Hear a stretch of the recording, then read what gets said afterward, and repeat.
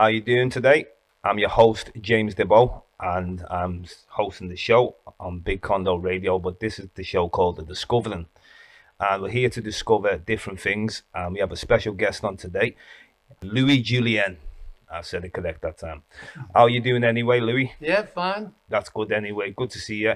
And, there's a lot of things what I wanted to speak to you on. And one of the first things was, because you're the author also, you got many books. I don't know how many books you've got, about maybe Half a dozen or so. half a dozen or so. You've lost count, too many. I've got two of them books anyway, The Black Punch and also Peer Pressure. Now, I understand you were born in England and you went to France when you were 9 months. Was it Liverpool you were born? I was born in Liverpool from a well-established black family. Oh, okay. Um, my mother married a Frenchman, Wow. and he didn't like England very much. So Okay. Yeah. we all went to live in Paris in Wow. the late 40s. The late 40s. And it's interesting when you say about the late 40s and that. And I always try to picture of the experience of a black man in basically any part of Europe at the time, and like, how did you find it growing up in France? And then was you coming back and forth from France to Liverpool? Well, every 2 years or so, my mother got fed up with France, Okay. and she had a big family in Liverpool, and so we'd go back and live back in Liverpool for a year or two, and then go back to France. So I really had a totally dual upbringing, and quite a big contrast between the two cities. Sounds exciting. Mm.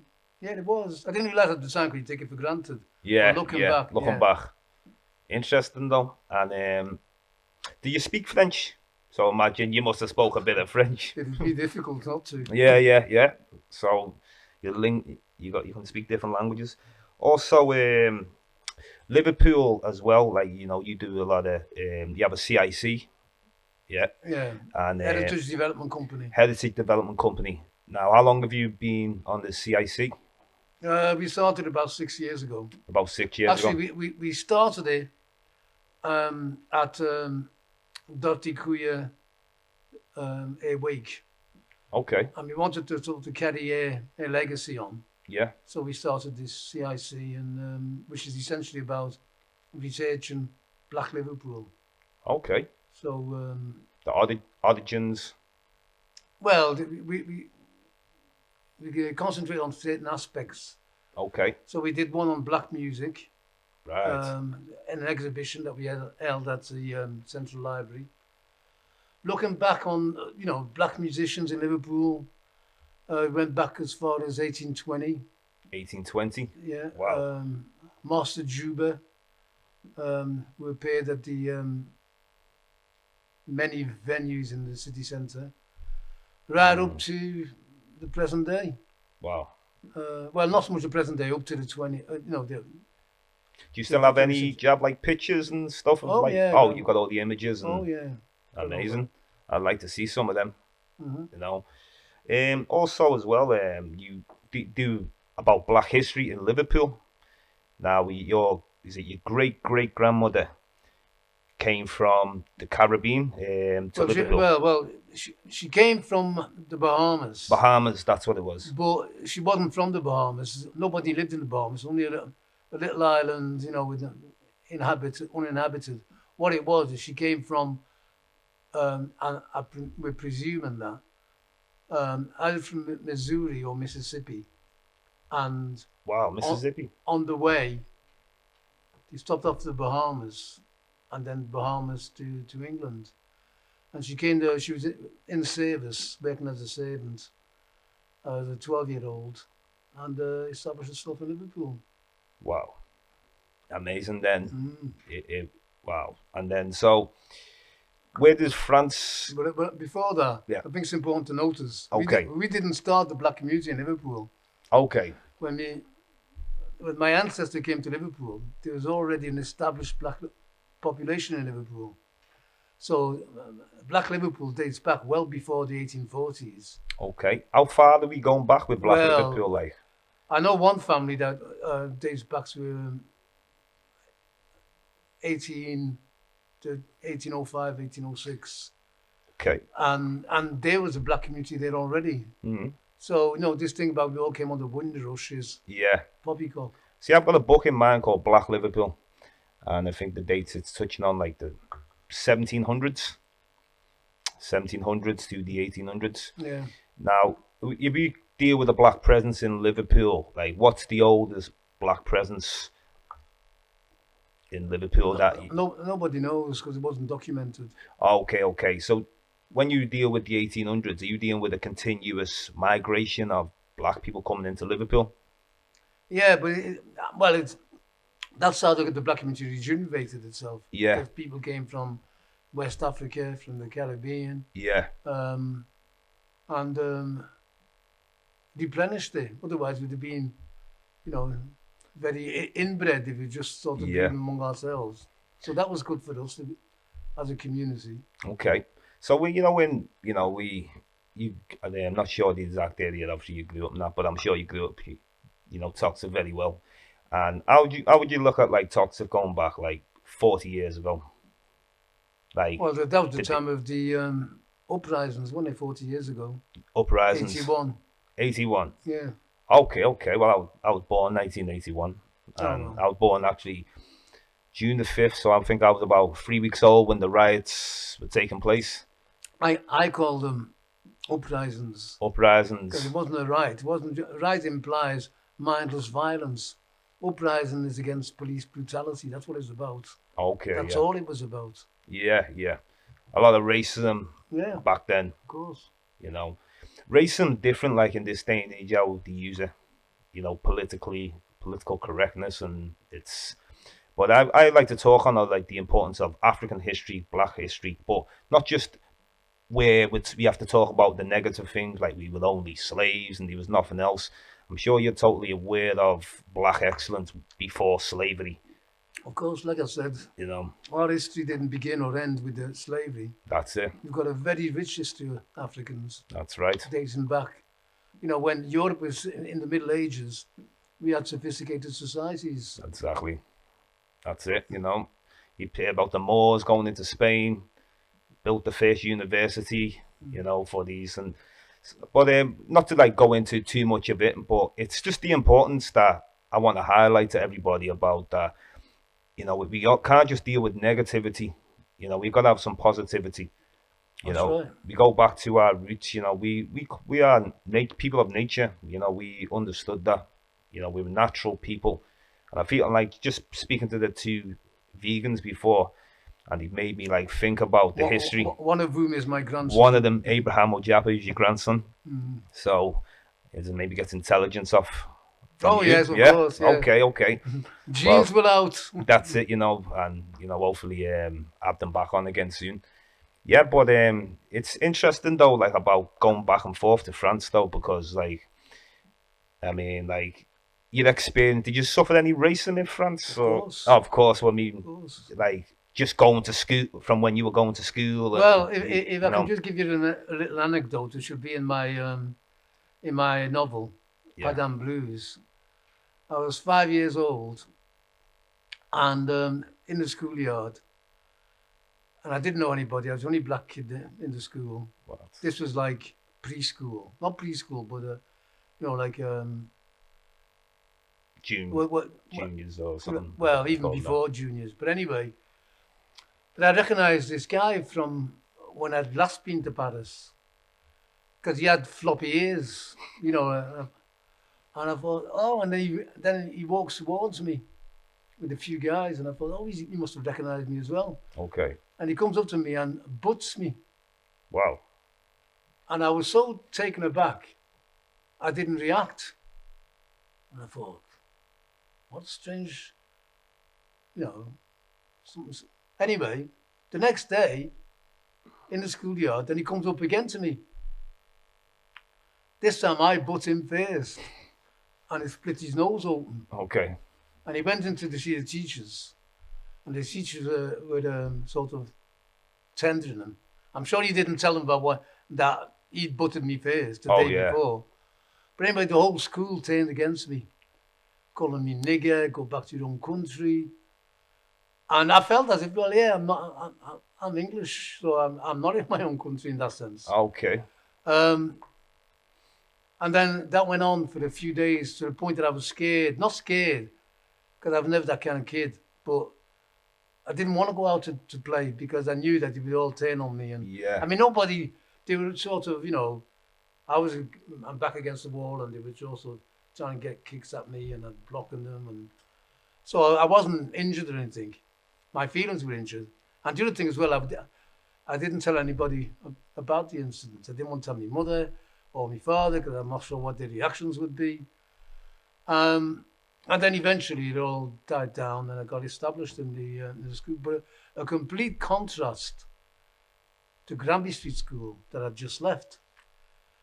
In Granby Street, it was a lot more multi-ethnic. There was a few black people there, people like myself who'd been there for generations, some newcomers. So racism wasn't really an issue at Granby Street School because there were so many of us. And besides, the cock of the school was a black guy. And you know what I mean by the cock of the school? Yeah, of course. The Yeah. toughest guy, yeah. So that was like protection. So there was none of that. So when I came to Paris, it was a bit of a big contrast. But looking back now, going back to and fro, and I went on till I was 17. Every 2 years I'd go back. And I noticed a difference between England and France. For example, I was a big football fan. And I was about 12 or 13.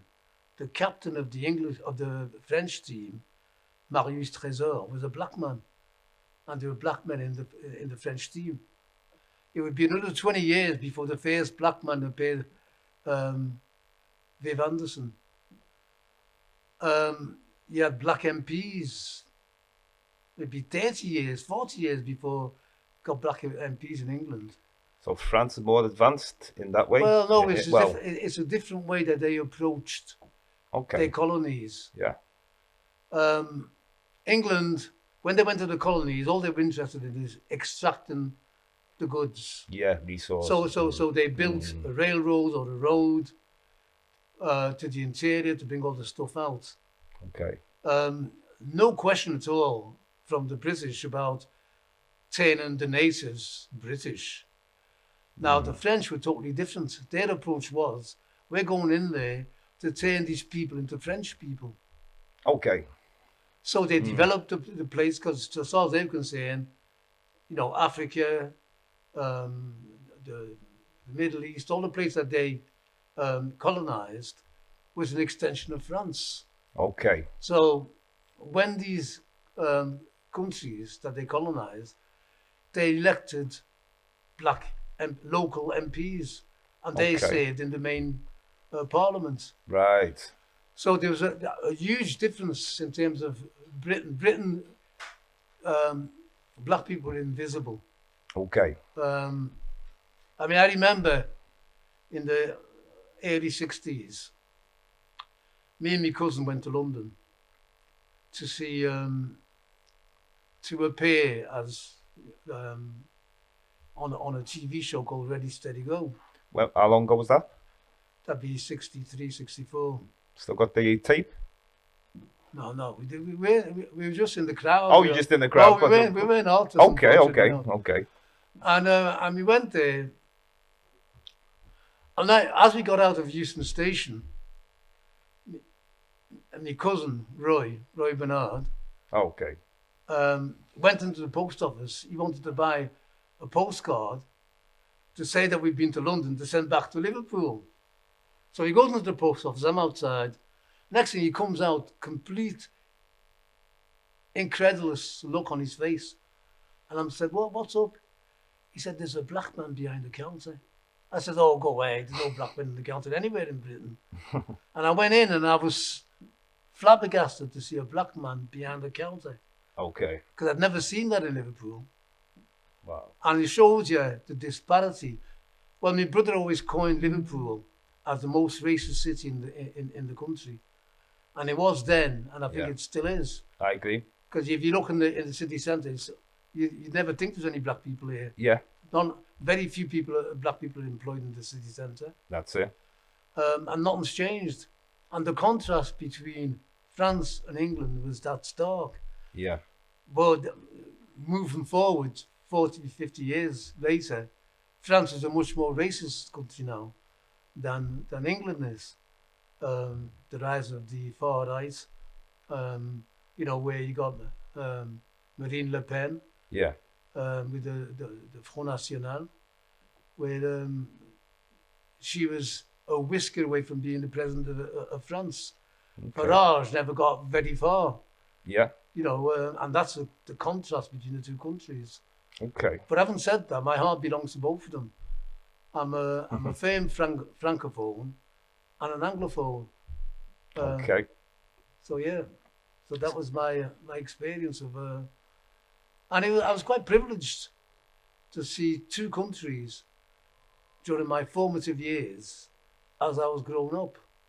Okay. And to see the contrast between the two. Well, it's good to see different places and stuff anyway, and also your books now. How long have you been an author? How long have you been writing books? Well, I've been writing all my life. I used to write love poems to my mother when I was 8 or 9. Okay. And somebody once said to me, Louis Julienne, that sounds like a writer's name. And it stuck. I said, right, a writer's what I'm going to be.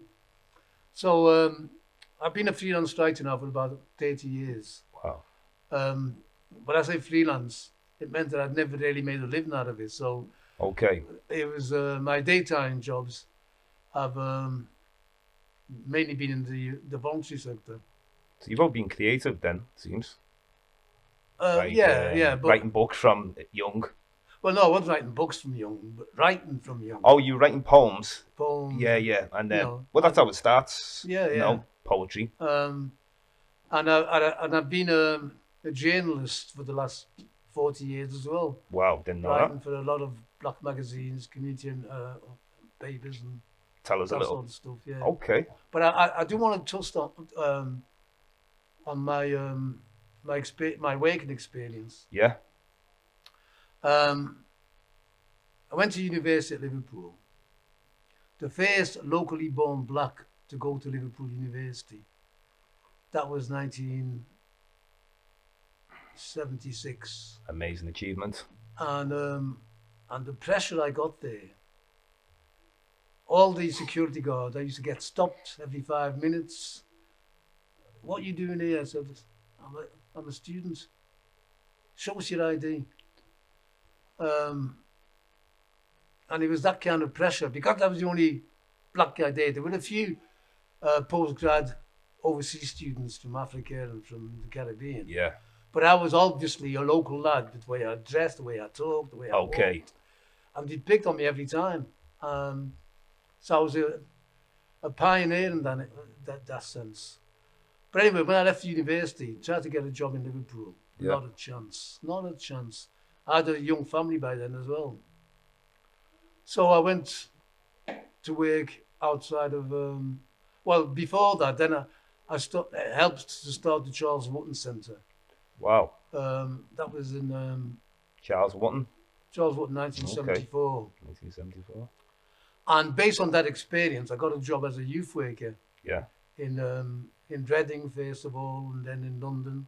No, London first, and then Reading. And I worked in a hostel. I ran a hostel for young homeless black people. Well, kids.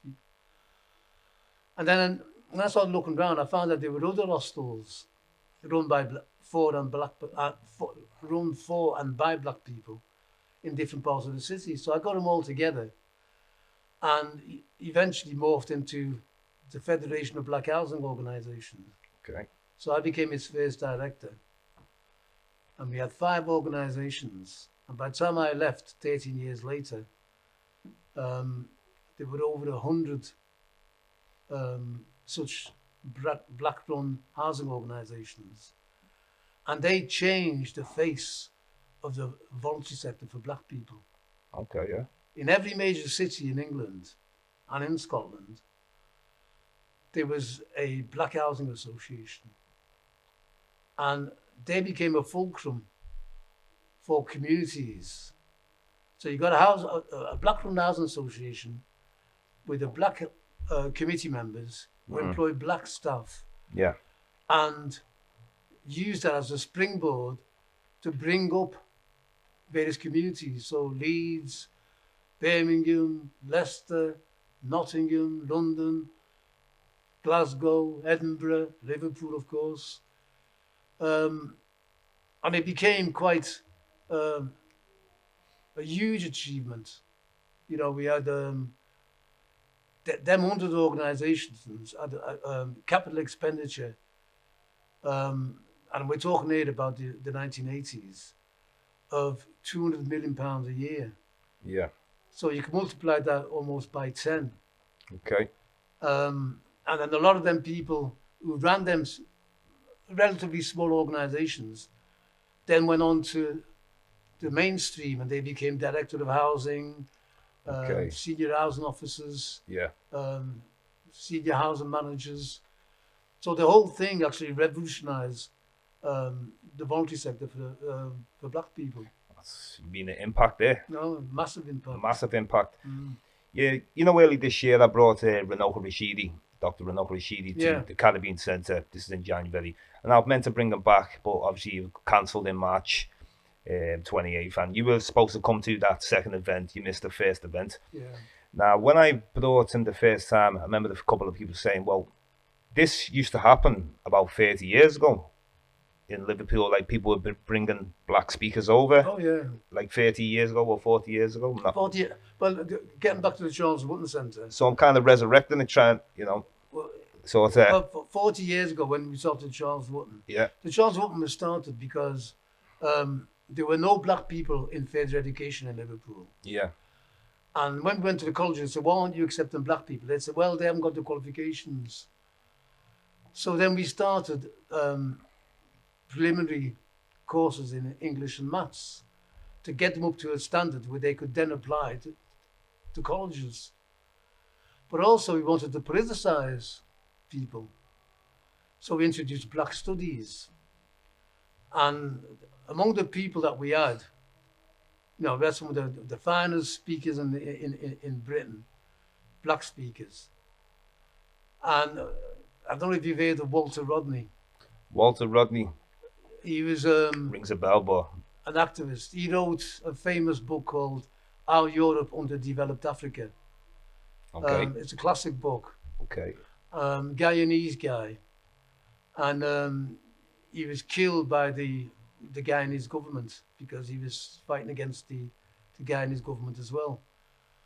And he happened to be in England, and I got in touch with him and I said, can you come up and give a talk to our students? And he did. Okay. And we had people like George Jackson, who was a famous black liberationist. All the main black liberationists, African liberationists in Britain at the time came to the Charles Wotton to give lectures to our students and help to politicise them. So all our leading lights in Liverpool 8, black leading lights, went through the Charles Wotton Centre, either as a student, a committee member, or a volunteer, or a staff member. So that's the importance of the Charles Wotton Centre. But of course, that history is lost. People don't know about it. That's right. But I mean, it's interesting, the Charles Wotton. You know, I think I just missed that as I was leaving school. I think it finished by then. Yeah. But no, it finished in the early 90s. Early 90s, So I it was think. gone for 20 years. Yeah. I missed that one. But I always heard about it and that. And it's amazing that you started it off, which that's. Well, I helped to start. Well, you helped. There was three of us. Sandra Antigua, God bless her soul, and Albert Fontenot and myself. Albert Fontenot is still alive and kicking. Yeah. And he's involved with the Heritage Development Company. Okay. So it's like it's a progression really from Charles Wotton. Yeah. 30 years later, we started a new company which is putting the Black Liverpool on the map. So when we deal with Black Liverpool and we deal with different periods of time, I know Lawrence Westcraft, he covers a lot of with Black history. You know, the slavery, Oh yeah, and also a lot of the streets named after the slave masters. Because we've got a lot of streets. You don't realize how many streets are linked to slavery. Did you ever like go into that kind of research yourself? no, no, I didn't because I Yeah.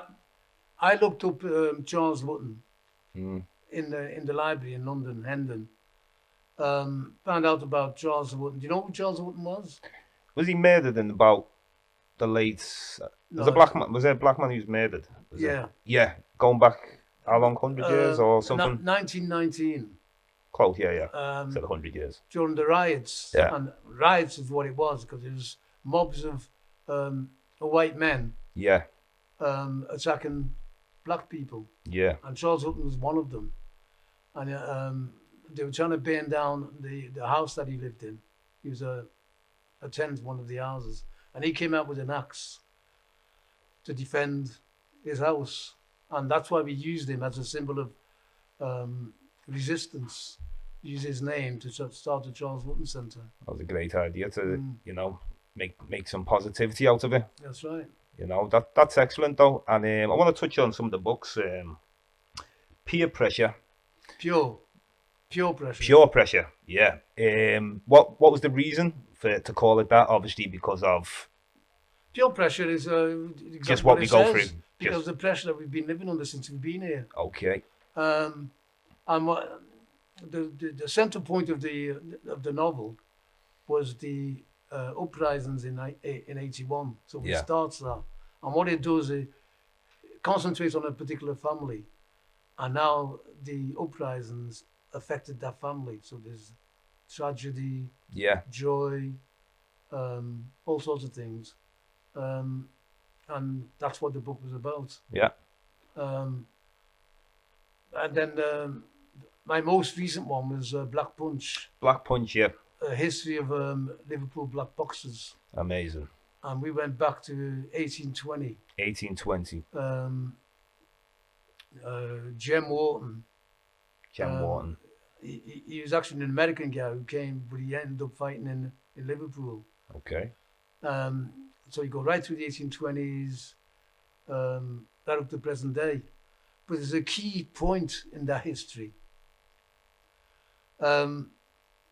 Up to 1947, black boxers, whether they were born here or not, were not allowed to fight for the British title. Wow.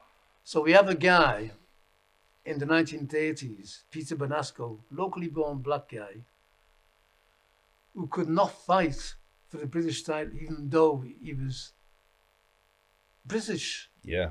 But yet they would let Canadians and South Africans, white Canadians, fight the British title. Yeah. So it wasn't about, oh, you're not British, it's because you were black. And it wasn't changed until 1947 because of the pressure from boxers themselves, even white champions who wanted to fight the best there The was. best there is, yeah. And they put pressure on the British Board of Boxing Control, Mhm. to lift the ban, Okay. and that's how it came about. And the first champion was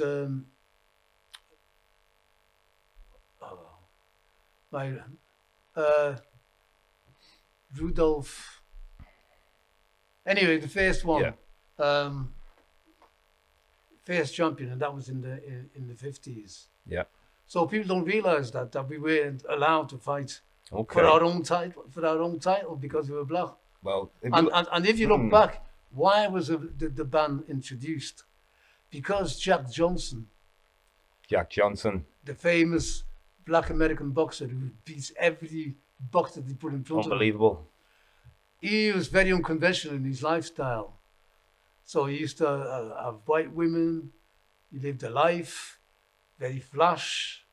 And they said, well, we don't want to be in that situation where a black boxer, champion of Britain, behaves like Jack Johnson. That was in 1907 and 1908 when the ban was actually first introduced.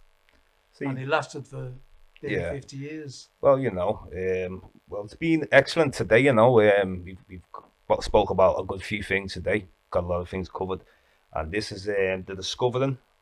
And I'm happy to have Louis Julienne. Okay, and this is the second talk that I've had on, and look forward to the rest of them.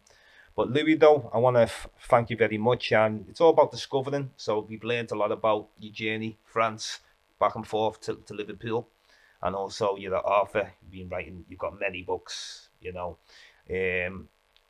One last question. You've got your last book now is Padam Blues. Padam Blues is your latest I've book. only just started that one. You're writing it right now. Yeah. Okay. But any dates it might be released or no pressure? I haven't finished the first chapter yet. Yeah. Okay. Well, we'll discuss that in a future date anyway. Oh yeah, I'm sure we will. Yeah. But thank you for coming on the show today. Well, I've enjoyed it, and thank you. It's a pleasure. And maybe I'll do it again sometime. Yeah. All right. Thank you very Nice much. one. Pleasure.